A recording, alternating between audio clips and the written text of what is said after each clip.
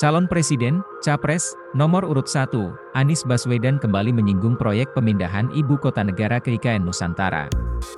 Kali ini, Anies menyinggung soal anggaran besar IKN Nusantara saat kampanye di Riau, Rabu, 13 Desember 2023. Lalu, dalam kampanye di Riau ini, Anies menyinggung dana triliunan rupiah untuk IKN Nusantara yang dapat dipakai untuk memperbaiki jalan rusak di seluruh Indonesia.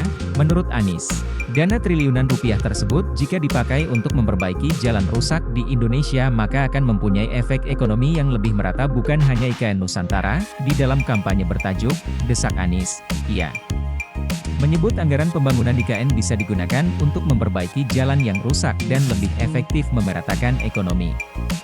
Tadi pagi saya mampir ke Binjai, ke kampung dan jalannya luar biasa tanpa aspal, lalu bergelombang dan berlumpur, ujar Anies seperti dikutip tribunkaltim.co dari kompas.com di artikel berjudul Singgung Jalan Rusak di Riau.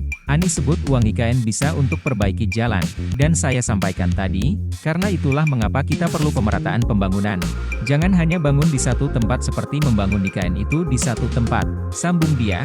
Anies menyebut anggaran besar ratusan triliun rupiah untuk IKN bisa digunakan untuk membangun jalan yang efek ekonominya lebih merata untuk masyarakat luas. Nah, uang yang sama bisa digunakan untuk membangun jalan-jalan di seluruh wilayah Indonesia. Bukan hanya membangun di satu tempat, tutur dia. Anies mengatakan, pembangunan jalan tak berbayar penting untuk industri kecil dan usaha mikro, karena akses jalan tak berbayar yang paling sering digunakan untuk distribusi barang dagangan menuju pasar. Pembangunan jalan tak berbayar juga akan membuat efek domino pada pendapatan pemerintah. Konsekuensinya mereka akan lebih sejahtera. Makin banyak barang ke pasar makin bergerak perekonomiannya, kalau makin bergerak perekonomiannya makin banyak pajak ke pemerintah, ucap Anies.